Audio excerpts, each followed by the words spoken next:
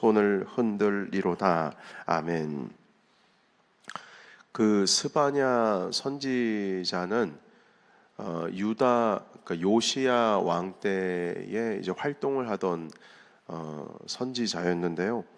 그 이분이 활동하던 시대는 거의 이제 유다가 이제 타락으로 들어가게 돼서 이제 바벨론에 그 의해서 멸망을 당할 날이 이제 많은 예언자들을 통해서 예언이 조금씩 나오고 있을 때였습니다. 그래서 이 스바냐 선지자께서 활동하시던 때에 있었던 선지자들은 예레미야라고 하는 선지자, 대표적인 선지자죠. 그러니까 유다의 그러니까 이스라엘이 북이스라엘과 유다가 나뉘어지고 북이스라엘은 이제 아수르에 의해서 멸망을 당하고 남유다 같은 경우에는 바벨론에 의해서 멸망을 당하는데 이 스바냐 선지자는 남쪽에서 활동하던 선지자였고요. 예레미야 선지자께서는 남유다가 멸망 당할 때 그때까지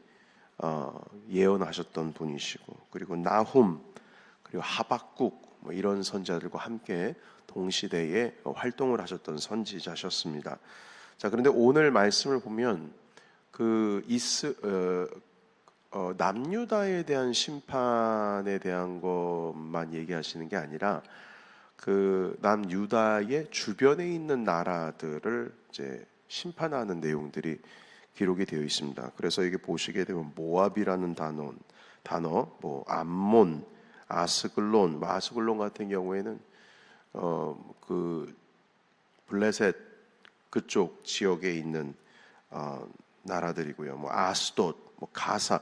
그러니까 2장 4절에 있는 가사 같은 경우에도 이제 블레셋 지역의 그 도시입니다. 그러니까 우리가 지금 가사 지역에서 지금 가자 지구라고 하는 곳에 전쟁이 지금 일어나고 있지 않습니까? 바로 그 지역입니다. 그 블레셋 지역이죠. 그래서 이제 그 주변에 있는 나라들에 대한 뭐 모압은 소돔 같을 것이고 암몬은 고모라 같을 것이다. 2장 9절에도 말씀하고 있고요. 이렇게 주변에 있는 나라들에 대한 심판을 말씀을 하고 있는데 그 심판의 이유가 뭐냐면은 교만입니다. 오늘 우리가 읽은 원래는 이제 4절부터 시작이 되는데 3절에 있는 내용을 보시게 되면 이제 겸손이라고 하는 단어가 등장을 하고요. 제가 읽어보겠습니다. 여호와의 규례를 지키는 세상의 모든 겸손한 자들아. 그러니까 하나님의 말씀을 지키는 데는 겸손히 따라와야지 주님의 규례를 지킬 수 있다는 겁니다. 너희는 여호와를 찾으며 공의와 겸손을 구하라. 혹 너희가 혹시 여호와의 분노의 날에 숨김을 얻으리라. 자, 이렇게 말씀을 하시면서 이제 2장 4절부터는 이웃 나라들, 하나님을 모르는 자들에 대한 이야기가 등장을 합니다. 자, 그리고 8절과 10절 읽어보면 여러분 8절부터 함께 읽어볼까요? 8절입니다. 자, 시작. 내가 모압의 비방과 암몬 자손이 조롱하는 말을 들었으니 그들이 내 백성을 비방하고 자기들의 경계에 대하여 교만하였느니라. 아멘. 자, 여기서 교만이라고 한 단어가 2장 3절에 있는 공의와 겸손과는 이제 반대가 되는 개념이겠죠. 겸손과는 분명히 반대가 되는 개념입니다. 자, 그리고 10절 읽어보면요. 10절 자 시작. 그들이 이런 일을 당할 것은 그들이 만군의 여호와의 백성을 회방하고 교만하여졌음이라. 아멘. 자, 그래서 이 이방 나라들이 멸망을 당하는 이유가 교만하여져서 지금 멸망당하는 겁니다. 뭐 하나님을 모른다거나 뭐 하나님을 섬기지 않아서 멸망당한다라는 개념보다는 교만하여져서 멸망당하는 겁니다. 그러니까 여러분 그 교만하면은요 하나님을 모르는 거예요. 안다고 해도 모르는 겁니다. 교만하면 우리 주님을 모릅니다. 진리입니다. 교만이 들어오면 하나님을 봐도 보지를 못하고 말씀을 들어도 듣지 못하고 깨닫지 못합니다. 성경을 해석할 때 바리새인 정도 수준, 서기관 정도 수준. 그러니까 성경은 빠삭하게 잘 알죠. 빠삭히 잘 알죠. 히브리어, 헬라어 수룩수룩 읽으면서 심지어는 라틴어로 읽으면서 성경을 그냥 빼곡히 창세기부터 계시록까지 빠삭하게 안다 할지라도 교만하면 성경을 읽어도 읽는 게 아닌 겁니다. 깨닫지를 못합니다. 여러분, 겸손이라고 하는 단어를 먼저 좀 보기를 원하는데요.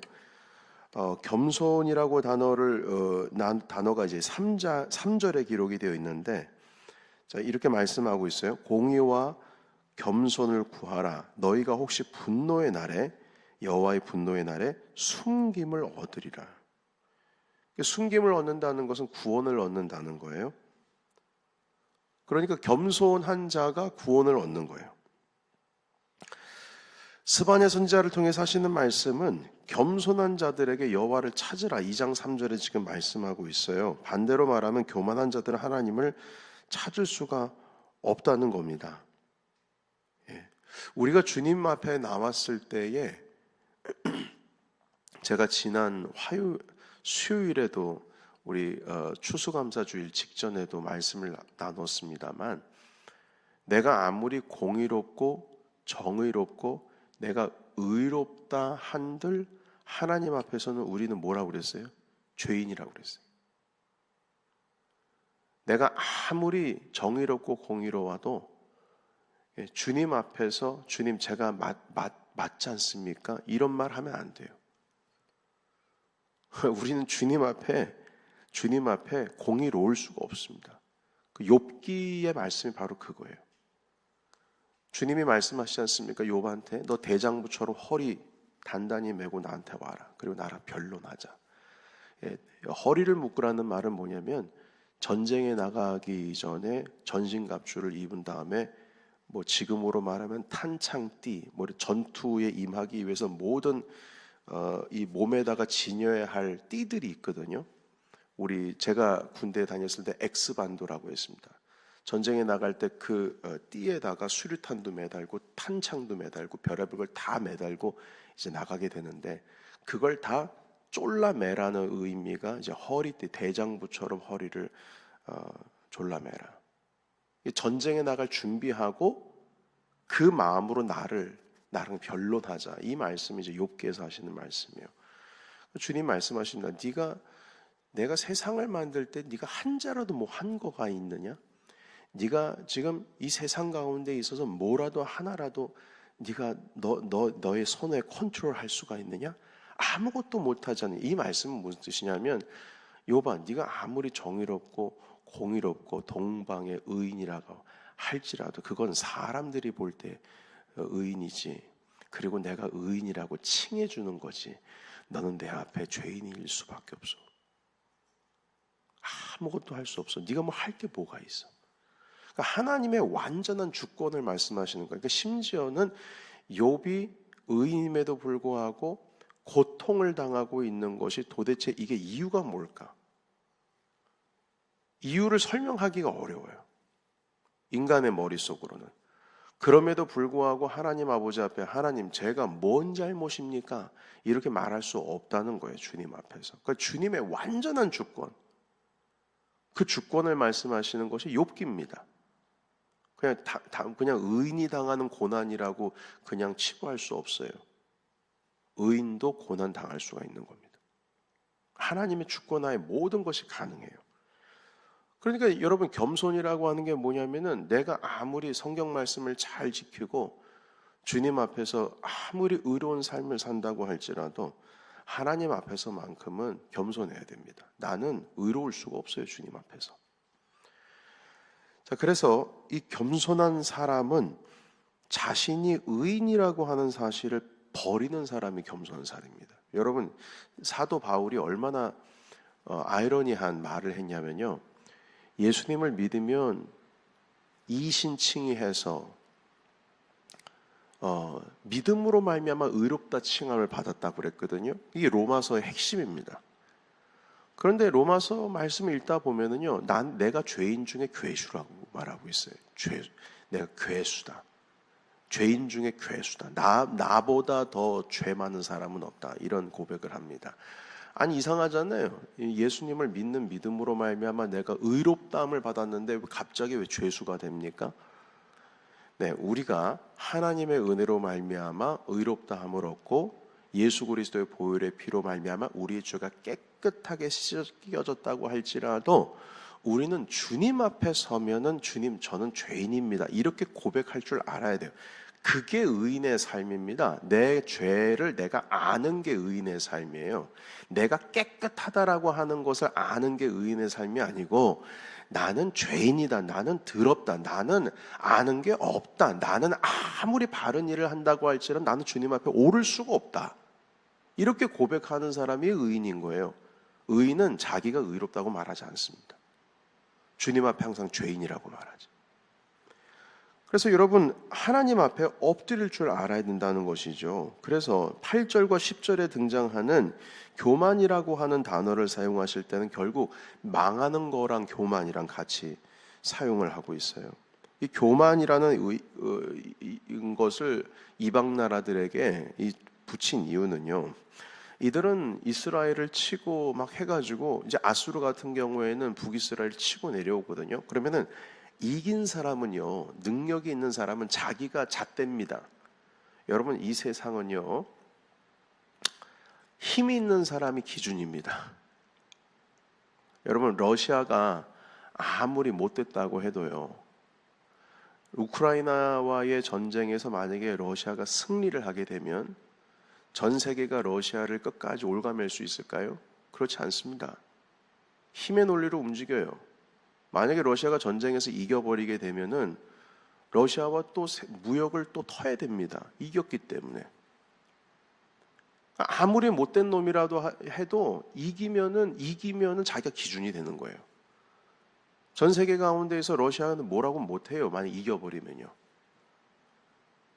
이 말씀이 무슨 뜻이냐면은 이 아수르가 이스라엘을 이겼거든요. 그러니까 이기니까 자기가 옳은 것 같아요. 자기가 대단한 것 같아요. 자기가 뭔가 한 것 같아요. 내가 기준인 것 같고 내가 옳은 것 같고 봐봐 너희 하나님 안 계시잖아. 만약에 계시다면 당신의 백성을 이렇게 내버려 둘 거야? 아수르가 조롱을 했거든요. 근데 그게 사실입니까? 아니요. 사실 아니죠.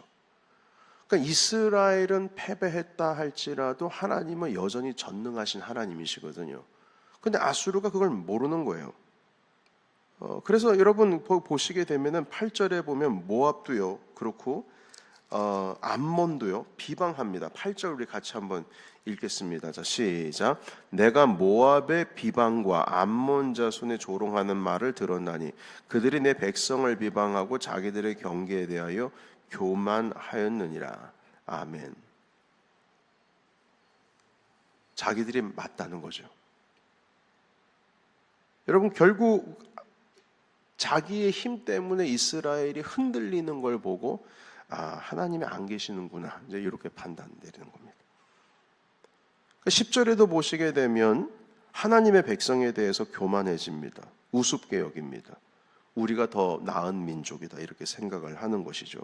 그래서 하나님께서 모압과 암몬을 멸하려고 하실 때 그들의 신앙에 대해서 믿지 않는 것에 대해서 멸망의 기준을 삼는 것이 아니라 그들이 교만했다라고 하는 것에 대해서 기준을 딱 삼으셨어요. 교만했다. 아까도 말씀을 드렸듯이 교만하면요 하나님의 말씀을 읽어도 깨닫지를 못합니다. 보긴 봐도 보지 못하고 듣긴 들어도 듣지 못합니다. 우리 예수님께서 그렇게 말씀하셨어요. 이사야 선지자의 말씀을 그대로 인용하시면서 그래서 주님께서는 비유로 말씀하셨습니다. 깨달을 사람만 깨달아라.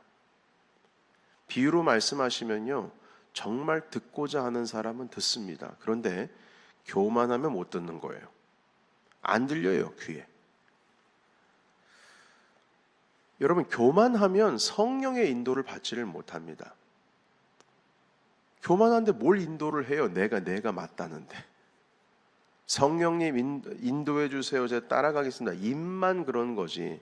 삶은 결코 교만한 자들은 성령을 따라갈 수가 없습니다. 말은 그렇게 해도. 그러니까 입으로는 하나님을 섬긴다고 하면서 진짜 주님을 섬기는 게 뭔지, 하나님께서 이게 바로 나를 기쁘게 하는 섬김이다, 이걸 몰라요. 그러니까 자기 기준으로 섬기는 거예요. 자기 기준으로. 이렇게 하면 하나님께서 기뻐하시겠지. 천만의 말씀입니다. 똑같은 일이라 할지라도, 똑같은 모양이 똑같은 일이라 할지라도 그 사람의 심령이 겸손하냐 교만하냐에 따라서 그 섬김을 주님께서 받으실 수도 있고 안 받으실 수도 있어요. 형태 중요한 게 아니에요. 그 심령이 중요한 거예요.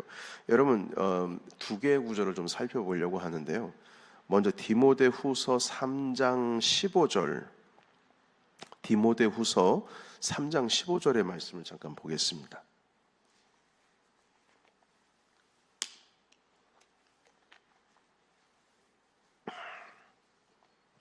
디모데후서 3장 15절에서 17절까지의 말씀, 우리 같이 15절에서 17절 같이 읽겠습니다. 디모데후서, 자 시작. 또 어려서부터 성경을 알았나니 성경은 능히 너희로 하여금 그리스도 예수 안에 있는 믿음으로 말미암아 구원에 이르는 지혜가 있게 하느니라.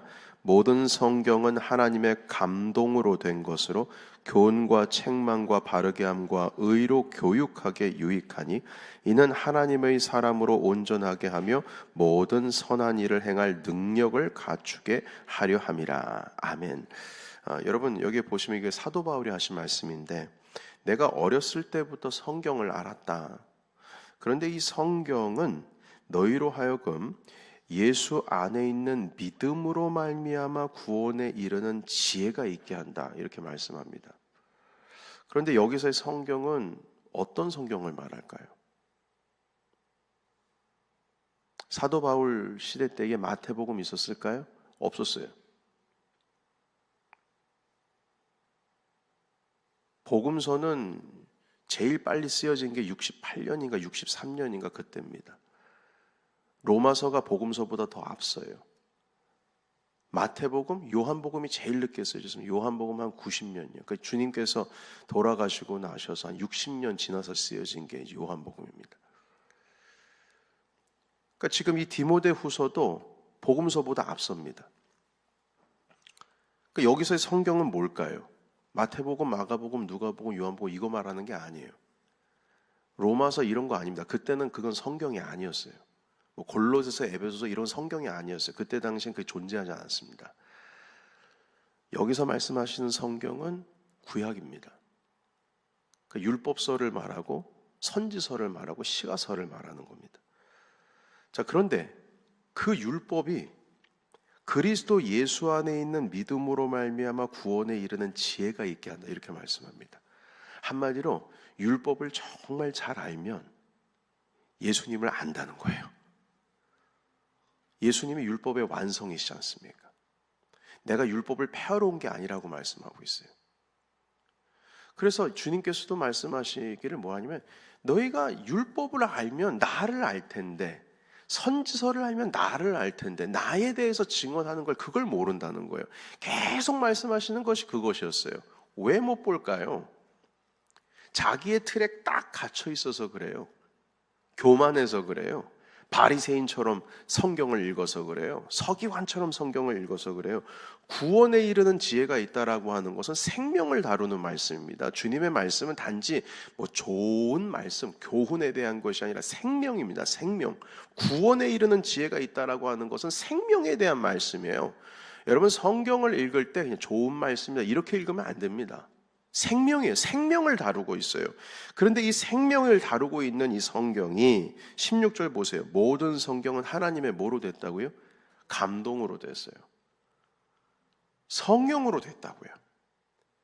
그래서 성령의 인도하심을 받아서 이 말씀을 읽어야 되는데, 여러분, 교만한 자는 결코 성령의 인도함을 받지를 못합니다. 결코 그렇습니다. 결코. 아무리 읽어도 안 돼요. 그러니까 3장 17절에 보면 이는 하나님의 사람으로 온전하게 하고 모든 선한 일을 행할 능력을 갖추게 함이라. 한국 교회가요, 예수님 믿는 사람들이 타락했습니다. 윤리적으로 도덕적으로도 완전히 다 무너져 버렸어요. 그 이유가 뭔 줄 아십니까? 교만해서 그래요. 성경을 읽어도 하나님의 말씀은 뭐 매 주일마다 뭐 죽은 자는 새벽마다 큐티는 하고는 있는데 이 마음의 교만 덩어리가 가득하니까 읽어도 이 말씀 가운데 예수님의 성품과 하나님의 성품이 들어오지를 않는 거예요. 여러분 주일날 말씀 나눴잖아요. 유유상종이라고. 예수님의 말씀을 받는 자는 유유상종입니다. 그리스도의 성품을 그대로 닮아갈 수밖에 없어요.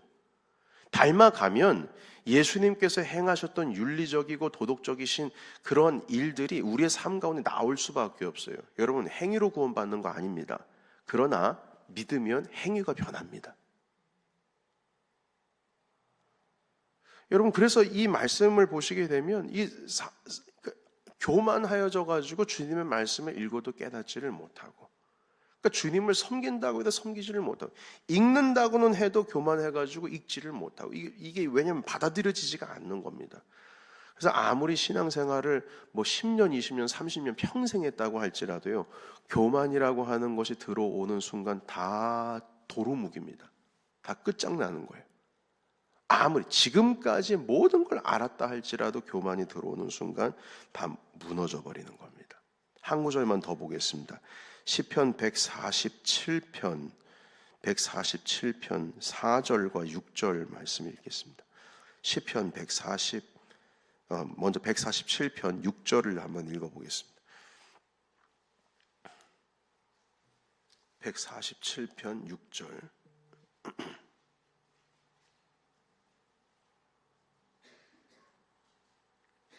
그래서 스바냐 선지서를 보게 되면 이제 3장에도 교만에 대한 이야기가 되게 많이 등장해요. 지금 이 스바냐 선지자는 교만에 대한 말씀을 계속 하고 계시는 겁니다. 자, 먼저 시편 147편 6절 같이 읽겠습니다. 자, 시작. 여호와께서 겸손한 자들은 붙드시고 악인들은 땅에 엎드러 뜨리시는도다. 아멘. 한 구절 더 읽을게요. 47절이 아니라 이제 147편이 아니고 149편 4절입니다. 4절. 자, 같이 읽습니다. 시작.